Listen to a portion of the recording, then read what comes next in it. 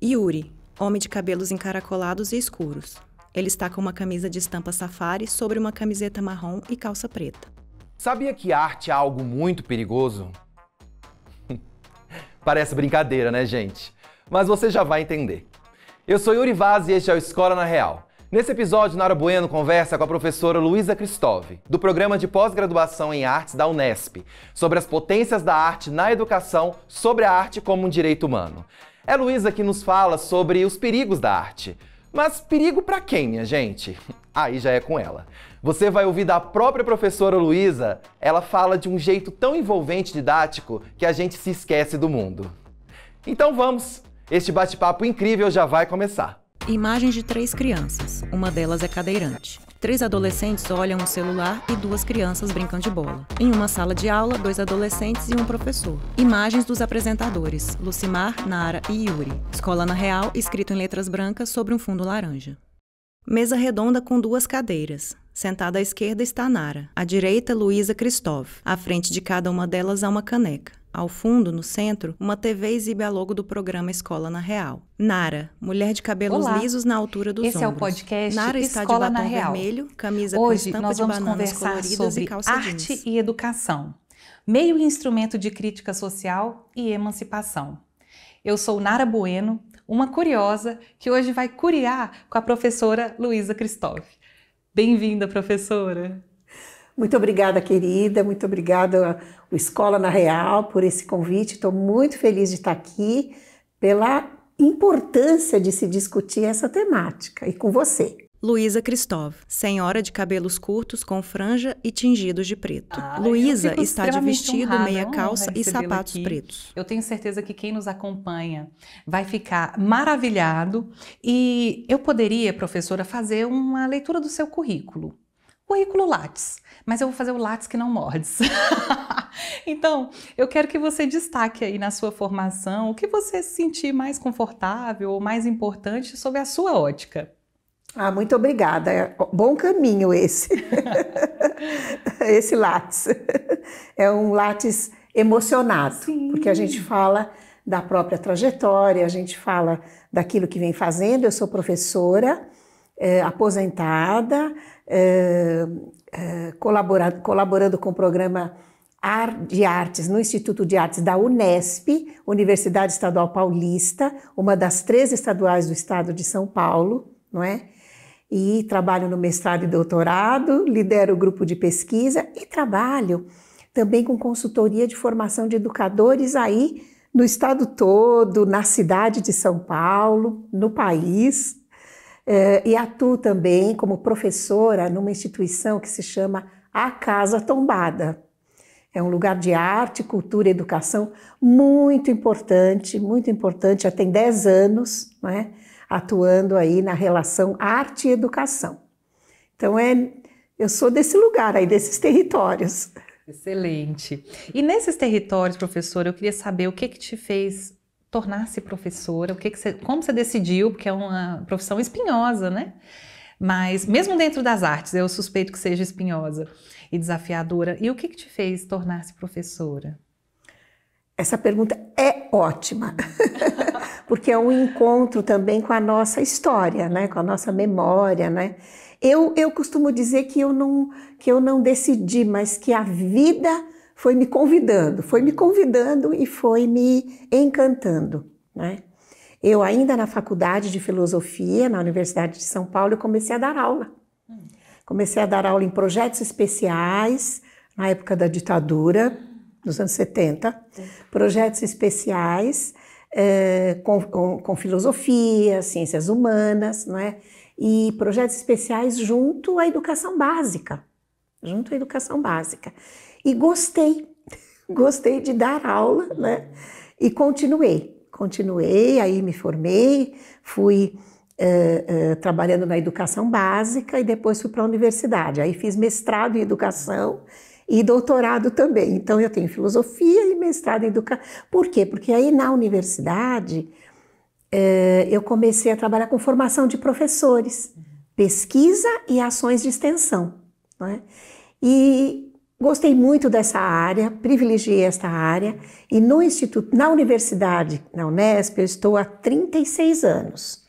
Mas no Instituto de Artes, há 25 anos, que é um lugar que eu relacionei minha formação em filosofia, né, estética, filosofia, com arte, né, com linguagem, estudar linguagem em processos de formação de educadores. Excepcional, muito bacana. Fui me apaixonando e ficando.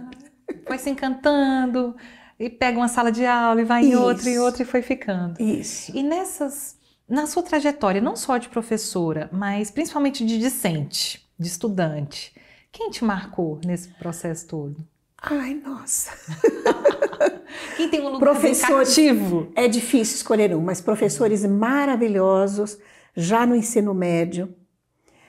Eu diria até que na alfabetização, porque os professores nos encantavam tanto com a escrita, com o conhecimento. Já na educação básica eu tinha essa vontade de estudar, animada por meus professores e minhas professoras. Os professores do ensino médio, uma escola estadual em São Paulo, Colégio Alberto Levi, para quem conhece, na cidade de São Paulo, nós tivemos uma formação excelente. Os professores mostravam para a gente a importância do mundo, a importância da ação política no mundo, da luta coletiva no mundo. Então eu aprendi, tive uma formação política junto com a formação filosófica, científica, não é? Então fui fazer filosofia e aí na faculdade de filosofia, sim, muitos professores me inspiraram. Estudei com o professor Renato Giannini Ribeiro, me inspirou muito, me ajudando a ler os problemas dos meus textos, né? Professora Marilena Chauí, enfim, são tantos, tantos que eu... Nem foi minha professora, mas eu conheço. Então os professores no ensino superior. E no mestrado, não é? Eu estudei com o professor Gadotti, eu estudei com a professora Ana Saul, meu orientador foi o professor João Ferretti, querido, agradeço muito. E no doutorado, minha orientadora, que no dia 7 completou 80 anos, professora doutora Vera Placo, querida, que me acompanha e eu admiro e procuro imitar no trabalho que ela faz com orientação de pesquisa e com formação de educadores. Então a gente tem parcerias aí que eu aprendo sempre. Então, meus professores, agradeço sempre. Ai, que humildade, professora. Falar de aprender e você já está assim num caminho tão profícuo, né? Que lindeza. Isso é muito bonito. É uma humildade, assim, de aprender sempre, né? Então, mas que eu nem digo humildade, eu digo que é uma necessidade que me alimenta, que me dá alegria, que tem a ver com a curiosidade, né, pelo mundo, enfim. E meus professores me abriram, assim, perguntas, caminhos. Olha, eu sou defensora da escola e da formação escolar, assim, ferrenha, porque a escola, para mim, ela foi um lugar de salvação, de encontrar com o mundo no seu melhor, E, pois é. Então, vamos agora, começando aí com essa encontrar com o mundo no seu melhor e pensar que a escola nem sempre possibilita esse encontro e como a gente pode possibilitar, e aí é que eu vou perguntar assim, onde entra a arte? A arte tem espaço nessa formação, nesse encontro do mundo, nesse encontro dessa beleza? Olha, eu começo dizendo que ela tem tanta importância, que vivem querendo tirá-la do currículo. Verdade. Quem vive? Quem não tem interesse por um direito humano central, que é, vou trazer Paulo Freire já no começo da conversa, que é a nossa condição de ler o mundo, dizer o mundo e criar mundos. CARD. A arte Então, como a meio arte, e instrumento de crítica social e emancipação. Escolar, ela acolhida na experiência escolar, ela constituindo a experiência escolar, seja em que nível for, mas desde da educação infantil, não é, até o doutorado, em qualquer área. Ela traz essa oportunidade de garantir este direito. Acho que já é o mais importante a gente destacar. Que direito? O direito de ampliação de linguagem. O que é ampliação de linguagem? Nós, seres de linguagem, é um direito que a gente possa ter as condições ampliadas de leitura do mundo, por meio de imagens, por meio da palavra, por meio de leitura do corpo, por meio de expressão do corpo, não é? Por meio da música, não é? Então, são linguagens, os que eu costumo dizer, modos de ler o mundo e modos de dizer o mundo também, de dizer o mundo. Então, você amplia a condição dos seres humanos criarem o mundo por meio da sua expressão, da sua condição de se instalar no mundo em conjunto com outros seres humanos, sempre, sempre, né? Sempre coletivamente, sempre em companhia, né? Nós ampliamos nosso modo de dizer em companhia. Você me conta histórias, eu te conto histórias, eu te dou significados, você me dá significados, você me dá palavras. Eu costumo dizer, nós ampliamos língua.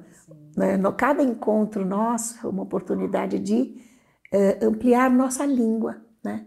Nosso modo de leitura e de escrita do mundo. Então isso é fundamental, fundamental. E perigoso. E perigoso. E por que é perigoso? Perigoso porque esta ampliação de linguagem, esta ampliação de condição de leitor do mundo, leitor de várias camadas, não é? E condição de dizer de todos os corpos, todos poderem expressar, dizer com gesto, é o que a arte ajuda. Não só dizer da forma verbal, racionalizada, procedimental, não, mas dizer da forma emocionada, não é? A arte traz isso, a arte traz camadas de leitura, né? E camadas de escrita do mundo, amplia isso também. Neste processo, nós nos encontramos com a nossa própria inteligência e com a nossa potência e com a nossa criatividade. Olha que perigo! Olha que perigo. Isso aí é perigoso. Engraçado. Professora, você está falando, e eu estou indo assim, ó, em mundos, porque eu não tenho grandes repertórios artísticos, mas se eu pudesse escolher uma das áreas da arte para eu dizer assim, que eu sou muito apaixonada, é a literatura. E aí, quando você falou assim, amplia a nossa linguagem, eu me lembrei muito. Será que quem nos acompanha também, né, faz essas conexões? Mas eu me lembrei de um livro de Zélia Gattai, Zélia Gattai, ela dizia assim, códigos de família, que às vezes a gente fala uma palavra e naquela família aquilo é um dialeto quase, né? Então, e como a literatura nos possibilita, inclusive, encontrar outros códigos de outras pessoas, então, de fato, a gente amplia nosso idioma, vocabulário, sim, diria, né? Sim, nosso conjunto de narrativas, nosso conjunto de palavras, de conceitos, de representações, né, sobre o mundo, amplia com certeza. Então a arte é esse campo, e esse campo privilegiado de encontro com a nossa criação, né, com a nossa potência criativa, né? Claro que dentro de uma abordagem do ensino da arte. Então tem método, tem metodologia? Tem. Explica pra gente. Tem metodologia, sim, tem escolhas, né? Porque se você planeja um curso de artes, seja para o ensino fundamental, seja para o ensino médio, mesmo na universidade, no ensino superior, a gente encontra esse mesmo problema. Se você planeja para trazer uma informação, por exemplo, sobre a história da arte, e não cria na sua aula a condição do estudante se colocar criando, né? É uma forma de ensinar arte, né? Transformar, no meu entender, a potência da arte, reduzir toda a oportunidade que o ensino de arte pode trazer. Se você reduz a informação, né? Se você reduz a dizer, você só pode se expressar de tal jeito, se você limita a expressão, não é? Você não está colaborando com este encontro com a própria criatividade e própria inteligência, não é? Então eu já vivi experiências em que uma pesquisadora comigo em mestrado, trabalhando com educação de jovens e adultos, ela estimulava a leitura dos seus estudantes das mais diferentes imagens, né? Das obras de arte em museu, das fotografias, de cartões postais, da própria cidade, imagens da própria cidade, dos territórios dos estudantes. Ela estimulava a fazerem leituras, descrições e interpretações. E num dado momento, uma professora de artes da universidade critica e diz: mas existe uma maneira de ler a imagem. Uma? Nossa, limitou ali, né? Existem tantas maneiras quantas as pessoas estiverem querendo ler, querendo ler uma imagem, querendo ler as imagens que o mundo oferece, né? Não só a obra de arte, mas que o mundo oferece. Então esse encontro com a arte tem também outro papel interessante, que faz parte do método. Você, sobretudo no ensino fundamental, na educação básica, eu vou dizer, você oportunizar o encontro com as diversas formas de arte, com as diversas linguagens da arte, né? Por quê? Luísa bebe um pouco de água. Um grupo de estudantes vai se identificar com a expressão teatral, com o uso do corpo para a sua expressão, né? Um outro vai se expressar desenhando. Um outro vai se expressar, eu vou até dizer, bordando. Um outro vai se expressar fotografando, não é? Então você, na educação básica, oportunizar esses encontros diversos para que vá se escolhendo, para que se possa encontrar-se com a própria expressão, que também é algo muito potente, né? Quando eu falo potente, eu quero dizer potente em termos da formação do cidadão que se coloca no mundo, né? Que coletivamente vai interpretando o mundo e fazendo sua história. Daí o perigo. Esse é o perigo também. Olha, quantos perigos eu já trouxe aqui? Sim, porque que é quase que um despertar, né? A gente utiliza a criatividade, cada um... Eu fico pensando, se cada um pode ler, interpretar, sentir uma obra de arte ou algo à sua maneira, então não existe o errado daí, né? Não existe. Não existe o errado. Existe... eu vou citar aqui, o Schopenhauer, num livro que se chama Arte de Escrever, ele diz: o único erro, ele não usa erro, o único pecado, o único problema é pensar menos. É dizer menos. Então, não é? Compromisso da escola, convidar a palavra, convidar ao pensamento, fazer perguntas para vir o pensamento, né? Então também isso é método.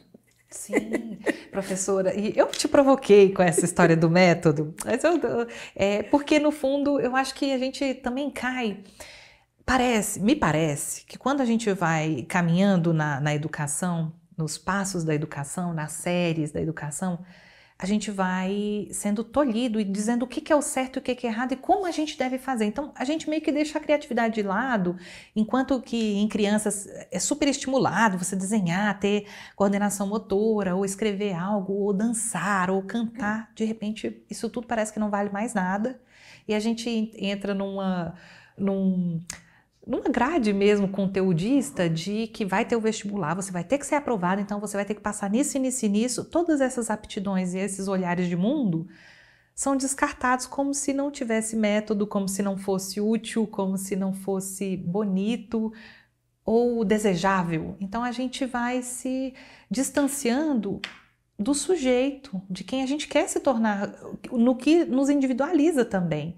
Tem um texto seu que você fala, olha, eu vou ter que te citar aqui porque, enfim, que você fala sobre a criação artística e educacional, que ela é um processo e tem um ponto único de partida e de chegada, que é o sujeito, o indivíduo que cria.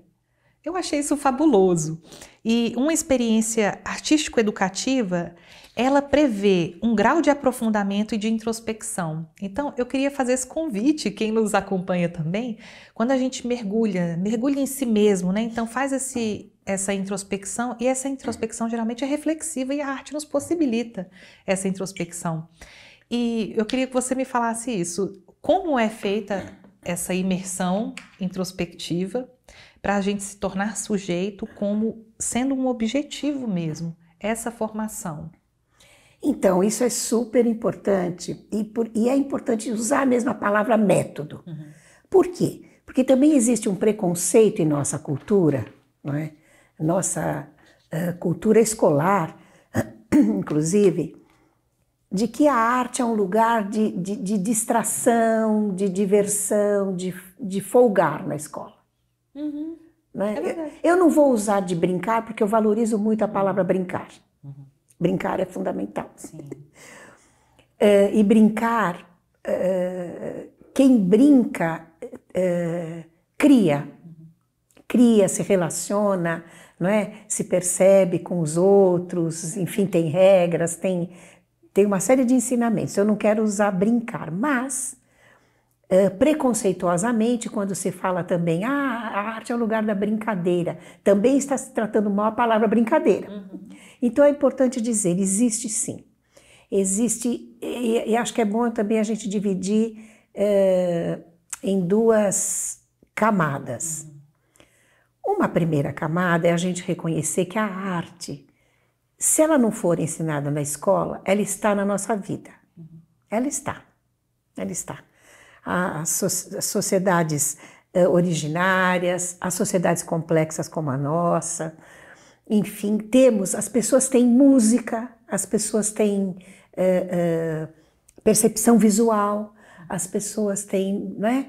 Tem essa, e quem não tem a percepção visual tem a percepção tátil, não é? Então os corpos todos, né, em diferentes culturas, a arte está presente. O que é isso?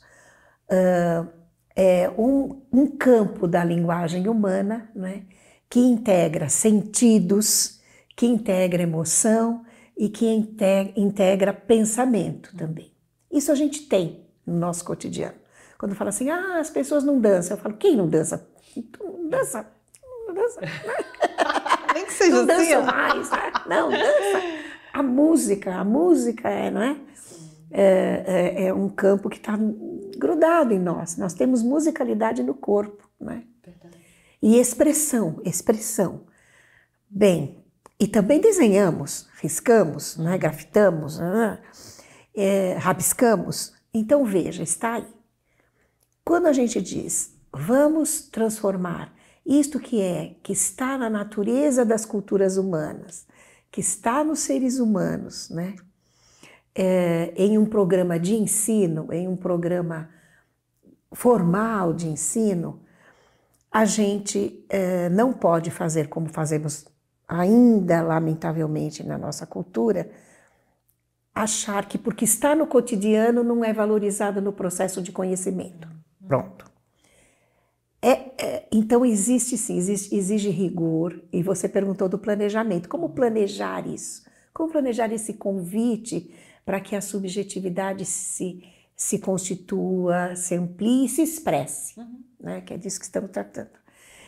Então sim, é um cuidado no planejamento. Um primeiro cuidado eu já citei, que é o contato com diferentes linguagens, possibilidades de expressão. Então, a poesia, a literatura, o desenho, a fotografia, a pintura, a escultura, a dança e assim vai, né? Então, isto deve ser planejado, cuidado, para que todos possam fazer isso. Né? Fazer isso. Buscar os caminhos da sua expressão é nessa partilha. A outra, eu também já citei assim muito rapidamente no começo, na primeira pergunta, é o cuidado de não transformar a aula de artes numa aula de informação apenas, mas numa aula de criação. Numa aula em que os professores, como narradores, tragam informação, sim, mas não fiquem falando sozinhos. E proponham o que John Dewey já nos ensinou no começo do século XX, que é a arte como experiência, o ensino como experiência, a educação como experiência, como fazer, né? Como criar, como entender o contexto dessa criação, né? Então a gente já tem literatura, a gente já tem pesquisa, a gente já tem muita inspiração, né? Que nos ajudam a tomar esses cuidados, né? O cuidado de pensar aquela turma, minha turma de 9 anos, minha turma do 9º ano, minha turma de 4 anos, de 5 anos, né? Minha turma da universidade, lá no curso, nas licenciaturas formando professores, né? Como é que eu vou convidá-los a criar? Como é que eu vou convidá-los a se encontrar com a sua subjetividade? E aí, se você me permite, claro, eu acho que temos também aí a importância do cuidado com certos conteúdos, com certos temas mesmo, né? Então, para essa expressão e essa leitura do mundo, que tal os temas do mundo? Que tal com os jovens, né? Adolescentes, esse momento de lidar com as emoções, com a mudança do corpo, com as cobranças, com o bullying, com o medo, com a necessidade do amor e com as descobertas, né? Que tal experiências, né? Que ele possa criar a respeito das suas emoções, dos seus sentimentos, dos seus medos, né? Então veja aí, subjetividade, né? E ao mesmo tempo pensando no seu tempo, que medo é esse? Né? Por que eu tenho esse medo? Esse medo não é só do meu coração. Esse medo é também de um lugar que está me cobrando algo, que está me exigindo algo. Então, planejar uma aula de artes, né?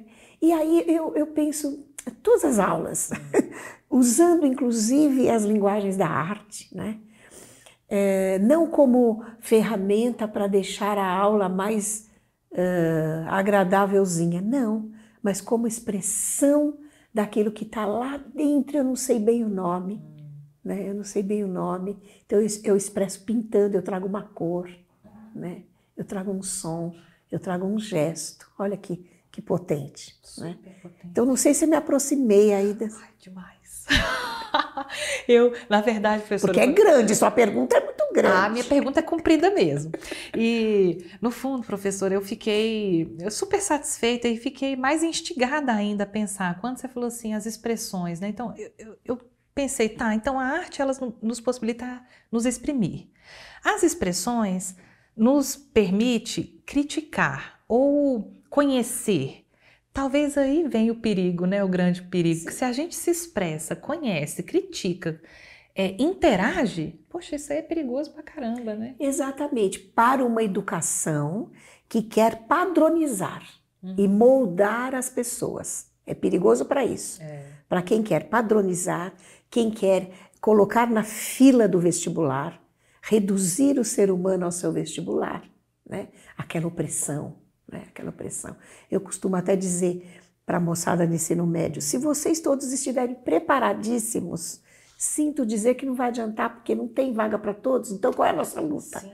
A luta é o acesso, né, para todos, como direito, né, aqui no espaço desse projeto maravilhoso de falar de direitos humanos, é o acesso. Então, essa competição, esse enquadramento, essa padronização, essa abordagem educacional, ela vê como perigosa esta outra abordagem que a gente está falando aqui, que é porque e aí eu estou e veja também, de novo voltamos ao método e ao cuidado, é muito mais complexo, exige mais da formação de um professor, do preparo de um professor, quando ele tem que lidar com essas diversas manifestações.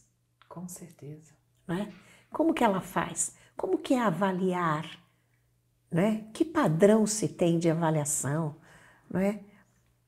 Então, veja, é muito mais delicado, muito mais complexo, então não é mais preguiçoso também, como alguns costumam dizer, é aula de artes. Não é assim, né? Não é assim. porque ele está lidando justamente com emoções, com visões de mundo, e o que é riquíssimo, como os jovens, como os jovens, em educação de adultos também, como acontece que a gente tem pesquisa, ou os estudantes na licenciatura, ou os pequenininhos lá no ensino fundamental 1, ou que estão começando a palavra escrita, né? Como é que eles estão elaborando? O que aparece é este compromisso educacional e que a arte radicaliza. Né? O compromisso com a arte como direito radicaliza. Deve aparecer a elaboração de cada um, porque eu não estou querendo o padrão, eu estou querendo que cada um traga, e sim, nesse encontro, no comparecimento de cada expressão individual, eu posso sim pensar coletivamente marcas do nosso tempo, né? Símbolos, né? Eu posso pensar representações sociais, o que está ficando ali, o que está aparecendo, né? Então é muito rico, não é, eu quero dizer, não é um processo. Pelo fato de valorizarmos a expressão de cada um, a elaboração de cada um, a inteligência de cada um, não significa que vamos ficar num processo individualista, não é isso. Então o professor também tem que estar com este preparo de fazer essa leitura, né, dos seus contextos, das imagens que são comuns à nossa época. Por quê? Que questão é essa? Né? Sobretudo quando estudamos as questões étnico-raciais, de gênero, não é? De desigualdade, né? Que a nossa sociedade ainda tem que lidar com isso. Então, são temas privilegiados para trabalhar no ensino de arte, porque aí aparecem os padecimentos. E, bom, eu vou fazer uma provocação e vou correr para o intervalo. Ótimo. Uma provocação da seguinte forma, professora. Quando a gente tem ouvido a seguinte frase, no senso comum, na televisão, nos jornais, que é: a crise do Brasil hoje também é estética. Isso, e eu interpretei de uma forma, vou palpitar depois do intervalo, mas eu quero saber a sua opinião disso, né? De por que a crise do Brasil hoje, política, cultural, educacional, também é estética. Dito isso, não vou deixar nem a professora, só provoquei e corri para o intervalo. Vou deixar vocês com um recadinho do Yuri e a gente volta já já. Imagens dos apresentadores: Lucimar, Nara e Yuri. Escola na Real, escrito em letras brancas sobre um fundo verde. Imagens dos apresentadores: Lucimar, Nara e Yuri. Escola na Real, escrito em letras laranjas sobre um fundo creme.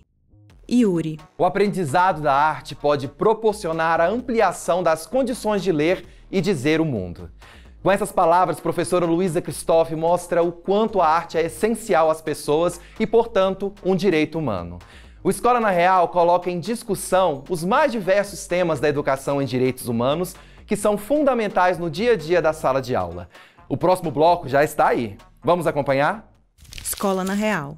Retomamos agora esse papo maravilhoso com a professora Luísa Christoff e estamos falando de arte e educação. Nara. Eu provoquei a professora antes do intervalo, falando que se a crise no Brasil hoje ela também é estética. E eu vou além, professora. Eu continuo nessa provocação que é, quando a gente pensa numa sala de aula, o ideal é pensar na diversidade. Corpos, classes, gênero, sexualidades, o mais diverso, quanto mais diverso for, melhor, em tese. Mas quando a gente vai para a sala de aula real, a escola na real, muitas vezes existe uma sistemática de homogeneização. Então, como se a nuca na nuca, tudo que é uniforme, pasteurizado, homogeneizado mesmo, fosse melhor. Então a gente tem um conflito aqui dentro de sala de aula. Um lado, a arte nos possibilitando tanto, e outro lado, um caminho que parece ser mais fácil, mas parece que o resultado dele não é tão bom. Me fala um pouquinho dessas possibilidades em sala de aula. Luísa. A gente tem ouvido, a gente vê, né? A gente vê nossas andanças pelas escolas de educação básica, não é? Eu tenho até um texto a respeito que Por que a arte incomoda tanto? Porque ela causa ruídos e se ela vem comprometida, se a proposta do ensino de arte vem comprometida com esta expressão, com este encontro com a criatividade, com a oportunidade de criação e elaboração de cada estudante, ela abre aí para um cenário de muitas surpresas, de ruídos, né? Ela abre para o cenário de mover as carteiras e as mesas e usar o espaço de outra forma. Ela mexe, né? Então, além do que a gente já citou, que é esta manifestação das subjetividades, o cuidado com a não padronização e, ao mesmo tempo, uma leitura mais social, mais coletiva do que aparece, mas sem padronizar e enquadrar, não é? Também, no modelo de escola que a gente tem, ela incomoda muito, né? Se ela for comprometida com isso. Então, se ela não é comprometida com esta abordagem, é aquela da informação, transmissão do professor, um atrás do outro, não tem importância. Não tem importância, né? Agora, se de fato nós vamos compor com eles uma dramaturgia, uma escrita dramatúrgica, que já é um trabalho, né, com um gênero importante, já moveu, já mexeu. Depois a encenação, não é? Ou a música, né? Já aconteceu de eu entrar em escolas que a gente tinha projetos, projetos acordados, combinados, né? E os instrumentos estarem trancados, porque senão iam quebrar. Então isso já é uma visão, né, de como a arte, ela, quando vem com este compromisso, como direito, né? Direito de cada um se expressar, de cada um se colocar, ela incomoda, né? Ela causa ruídos, ela causa tensões. Então a gente ouve de professores, eu não pude fazer isso, porque sujou a aula de artes visuais, a aula de artes plásticas sujou muito o espaço. Então a sujeira, são palavras associadas, o ruído, não é? O mobiliário, mexer, desalojar, deslocar, são deslocamentos que a arte provoca, né? Porque ela exige o corpo em movimento, né? E o pensamento fluindo bastante. O que isso tem a ver? Vamos pensar na palavra estética. Que aí depois você vai dizer se a crise da estética tem a ver com... passa por aí ou não. Estética é uma palavra do grego, tem origem no grego antigo, tem dentro dela a raiz esteses. Esteses. O contrário de esteses é a anestesis, que é o ser anestesiado, o ser adormecido. Então, a estética, na sua origem, ela já propõe, e é bom a gente voltar às origens, o que tem dentro dela, porque historicamente, hoje, se você usa a palavra estética, pensam que é o Botox, que é uma clínica, não é? De aparência, que é a harmonização facial. Então, veja como rola pela história, a palavra ela vai ganhando camadas e sentidos. Na origem, que a gente cola no ensino de arte, ela tem a ver com despertar, com o ser, que é criar uma situação em que o ser comovido com o mundo apareça. Criar uma situação em aula, né, no encontro com a arte, que você acorde, que você saia do modo anestesiado, mas faça surgir a estesis, que é esta condição de se deixar tocar pelo mundo, comover pelo mundo.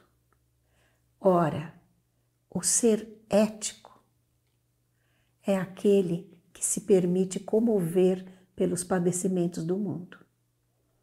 Então, há uma crise. Se você separa ética de estética nesse sentido mais original, você tem um problema. Porque o ser ético, esse ser ocupado consigo e com o outro, é um ser desperto, é um ser comovido. Eu até uso num texto comovido como vida. É um ser comovida no mundo. Então, a palavra estética, se verificada na sua condição mais original, né? E não na ideia de o belo, único, a única verdade de beleza, não é? Não é isso. Então, não é um campo de se tratar de padrões de beleza, mas é o campo de se pensar o ser comovido com o mundo, que é a condição para você ser ético. Ai, professora, que maravilha! Sim, Se aproximou da questão da Ai, crise? não, foi muito além. Foi muito mais além, muito profundo. E engraçado, você estava dizendo, professor, você conecta também uma coisa que me agrada e me chama a atenção, que é arte e o gozo de direitos. Então isso, eu que também sou do direito, isso me entusiasma até, porque eu me lembrei muito da fala de uma definição de direitos humanos que eu carrego assim comigo. Claro que ela está bem simplificada, quando a gente vai olhar mesmo as leituras de Hannah Arendt, ela vai muito além, mas ela definiu uma vez, ela conceituou assim, o que são os direitos humanos? É o direito a ter direitos.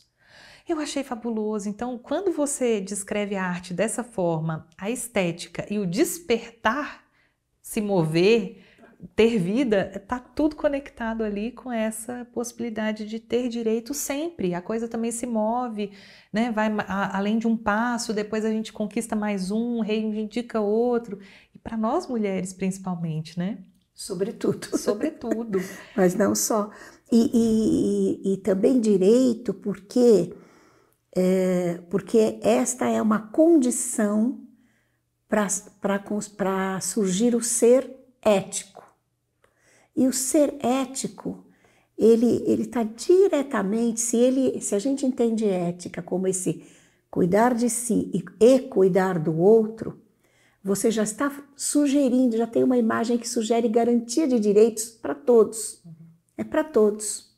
Não pode ser o gozo de um só. Não pode ser de um só. Um só não dá conta, né? Um só não dá conta. Também imagina assim, se fosse para se esvair para uma só pessoa, isso não faz sentido nenhum. Ou para um grupo, ou para uma classe, mas é um direito de todos os seres humanos aprenderem, desenvolverem, perceberem a importância deste cuidado de si para cuidar do outro.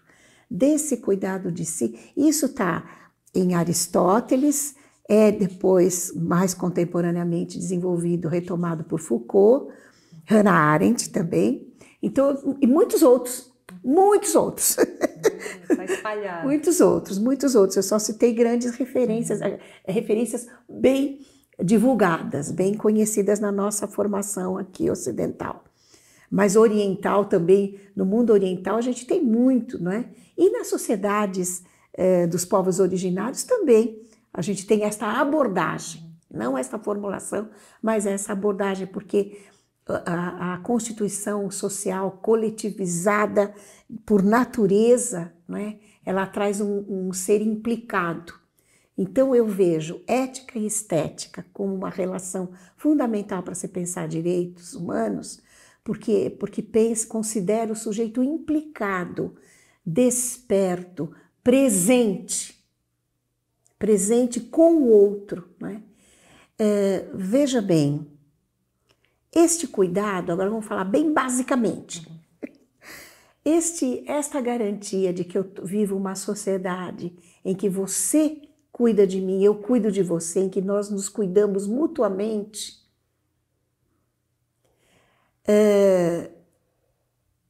inspira, eu diria que fundamenta, você me corrige, fundamenta uma luta por direitos, fundamenta a luta por direitos, né?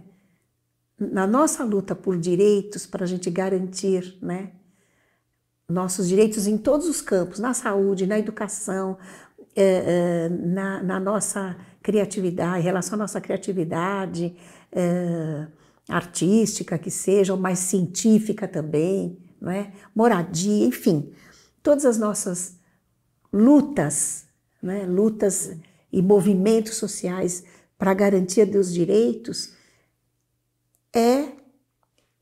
fundada na ideia de uma sociedade em que todos cuidam de todos.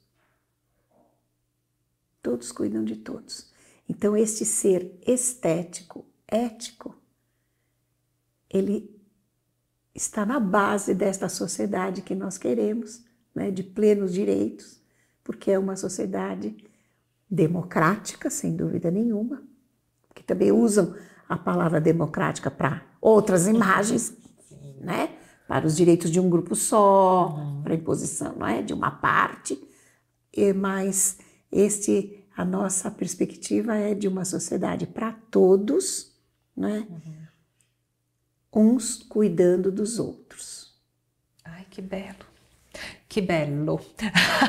Professora, eu viajei aqui, você estava falando e eu estava viajando em um monte de lugares, porque um deles, quando você falou assim, da nossa cultura ocidental, e aí eu dei uma viajadinha lá no Oriente e recentemente foi moda, não sei se você acompanhou, mas se tornou viral no Brasil, fazer com inteligência artificial, naquele estúdio Ghibli, um videozinho de qualquer coisa que você imaginasse, você só colocava lá no prompt. Então, imagina, se a gente falasse assim, escola na real, as duas professoras conversando, Nara entrevistando a professora Luísa, estilo estúdio Ghibli.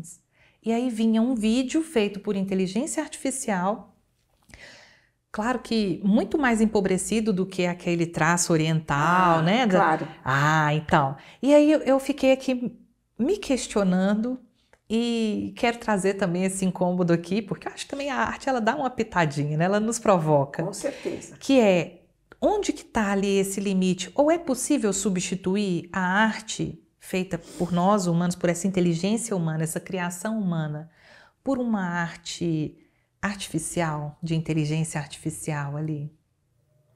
Olha, eu acho que para responder isso, ou para pensar essa questão, a gente tem que se perguntar o que é substituído? Em termos de uma imagem, até música, estão criando música, já tive acesso, não é? Pede para a inteligência artificial, enfim. Ou resumos de pesquisas, enfim. E imagens, imagens, imagens. Se a ideia é substituir uma imagem, um breve texto, eu digo que substitui sim. Se a ideia é substituir o pensamento humano, a criação humana, a oportunidade que eu vejo como direito, eu, Luísa, quero o direito de escrever. Eu quero o direito de criar uma composição na minha aula de piano. Eu quero o direito de me encontrar com a minha potência criadora. Isso é insubstituível. Isso é insubstituível. Os estudos em neurolinguística, enfim, já têm demonstrado que não é para fazer isso. Não é para fazer isso. Quieta, gente, não bota esse trem na inteligência não é para fazer isso, não temos tempo para entrar nele. Não é para fazer isso. Então, o que nós, como seres humanos, é da nossa natureza a linguagem, é da nossa natureza. Se nós delegarmos esse aspecto da nossa natureza, nós vamos diminuir a nossa natureza. Nós vamos matando a nossa natureza. Então, eu digo que não é possível substituir enquanto produto, resultado, enquanto processo criativo, não é? Aí já nos respondem, mas há um processo criativo em quem inventou, que vai fazer isso e tal, tal, tal. Aí, como pergunta o Nicoleles, daqui a algum tempo, quem vai alimentar todo esse arquivo que é usado de dados para a vida da inteligência artificial, né? Então, nós Por isso que eu gosto de tratar como um direito à expressão, direito a fazer a sua arte, o prazer que você tem com isso, o prazer que os artistas, e que todos nós somos, também isso é um outro equívoco da nossa cultura, achar que existem os artistas, que existem os poetas, o grupo de poetas, todos somos, todos podemos ser, se convidados a tanto, né? Se as nossas escolas nos convidarem, se a nossa sociedade, se a nossa ambiência cultural nos convidar. E aí tem a coisa da transversalidade da arte que está atravessando o currículo, né? Que está atravessando e quebrando essa grade, sabe a grade curricular? Então, então a gente pode dizer, professores, aí na sua escola, né? Você tem no projeto pedagógico a possibilidade de ter a arte ali com o seu horário da aula de arte, né? Como as outras disciplinas. E você tem também a possibilidade de ter a arte presente em todas as disciplinas, ou naquelas que vão fazendo os acordos, né, os projetos interdisciplinares. A gente conhece essas diferentes realidades, né? A arte, eu chamo a atenção, se nós temos uma opção para um projeto pedagógico no qual a arte é transversal ao currículo, está presente em diferentes campos do conhecimento, o cuidado para que ela não seja reduzida a concepção de deixar a aula mais interessante. Não é isso. Ela tem que estar associada à ampliação dos modos de compreender certo conteúdo. Ela tem que estar associada às possibilidades várias de representar a elaboração dos estudantes a respeito de certo tema, não é? Então, quando vai se criar uma poesia, um romance, a sinopse de uma novela, eu sempre falo isso, nossa cultura é impregnada pela novela, e a escola básica não trabalha tanto isso, né? O que é criar a sinopse de uma novela? Olha que interessante, né? Isso a gente discutia já desde os parâmetros nos anos 90, os parâmetros curriculares, quando recomendava, e eu acho acertadamente, transformar as produções escolares em produtos culturais. Culturais, está lá nos parâmetros dos anos 90. Então, quando a gente propõe que um tema, então a aula de história, o professor está trabalhando uma questão étnico-racial, importantíssima, né? E aí você sugere aos estudantes que façam a sinopse de uma novela, que façam uma poesia, que façam uma música, não é? Que façam um ensaio fotográfico, não é? Cuidar da linguagem também. Não deixar fazer de qualquer jeito, cuidar da linguagem, porque a linguagem ajuda a expressar mais. Né? Expressar mais. Ai, que lindeza. Professora, você falando, né, da arte, da grade, da transversalidade, eu fiquei pensando, vamos deixar as grades só para quem cometeu crime, né? Exato, né? Aí fica lá atrás das grades.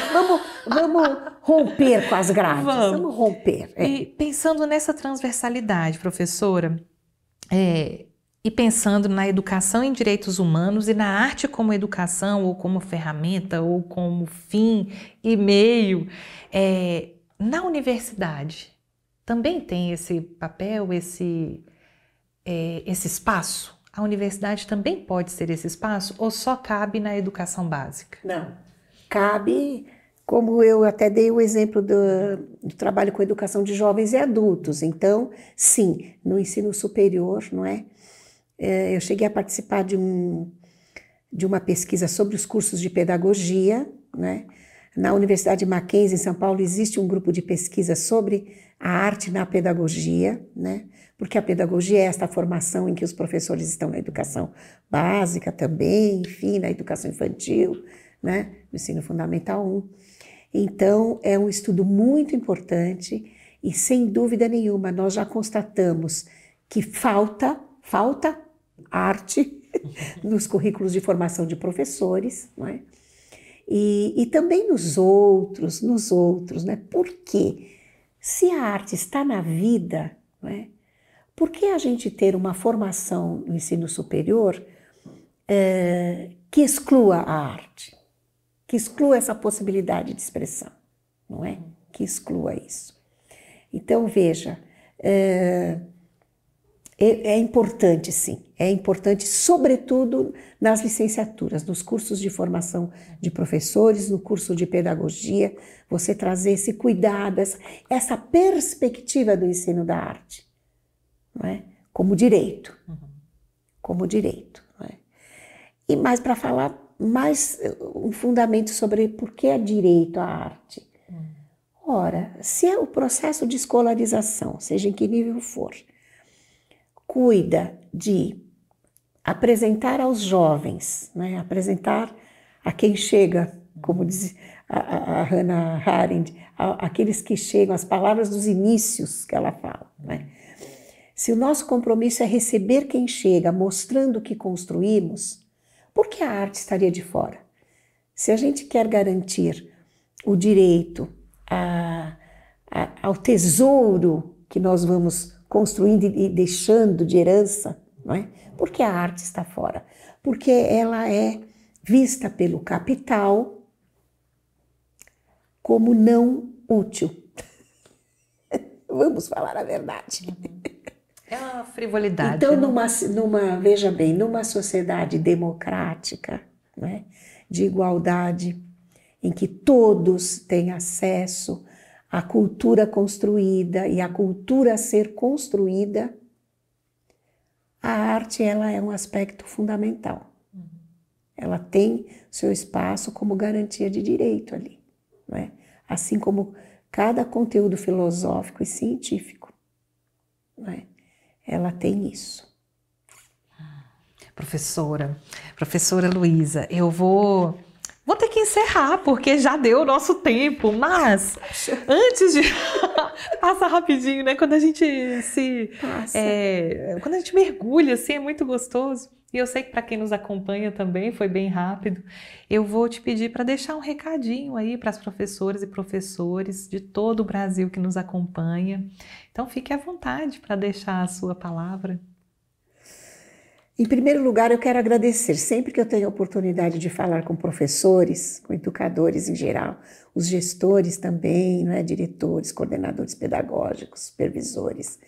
Eu agradeço, porque o trabalho de vocês é fundamental, não é? É fundamental para a gente construir esta sociedade das nossas necessidades, que é a inclusão de todos, passando por cada um. Não é? Então, essa perspectiva democrática de incluir a todos, mas passando por cada um, que é difícil de fazer, que a gente sempre tende a dar uma geralzona, né? E também padronizar, mas esse cuidado. E para os professores de artes em especial, né? Perguntar-se, né? Que encontro com a arte, em primeiro lugar, é o da minha vida, o que a arte representa na minha vida. E vale para todos os professores de todas as áreas. Não é? O que a arte representa na minha vida, o que ela me ajuda, não é? O que ela me conforta, não é? E o que ela me faz pensar e me traz estranhamentos também. Me desloca, me tira do lugar. Não é? E aí cuidar do planejamento, pensando as condições de escolher o método para que apareça, né, a elaboração de cada estudante, né, ou o método de dar uma informação sobre a arte disponível naquele momento histórico. Então, agradeço de novo, e beijo no coração. Ai, que lindeza! Bom, então, com esse papo muito produtivo, cheio de arte, de amor, espalhando esperança e espalhando arte também, provocações, tensões. Com Saiba mais em todo esse caldeirão aqui, direitoshumanos.ufg.br. a gente se despede do episódio de hoje. Eu também te agradeço imensamente, professora Luísa, por ter dado um pouquinho do seu tempo, né? Doado um pouco do seu tempo para a gente aqui. Foi muito, muito profícuo. E vamos lá fazer uma arte, cada um vai... Eu vou para os meus rabiscos e para as minhas rimas, os meus despoemas. E eu espero vocês no próximo episódio. Esse foi, então, o podcast Escola na Real e até a próxima. Escola na Real. Yuri. O encontro com a arte tem um papel muito potente com relação à formação do cidadão que coletivamente vai interpretando o mundo e fazendo sua história. Com esse destaque da fala de Luísa Christov, terminamos por hoje. Mas semana que vem tem mais. Tem episódios novos sempre às quintas-feiras, às 8 da manhã, no canal e perfil Direitos Humanos UFG, no YouTube e Spotify. Para saber mais, siga nosso perfil no Instagram, @DireitosHumanosUFG, ou acesse o site direitoshumanos.ufg.br. Até mais!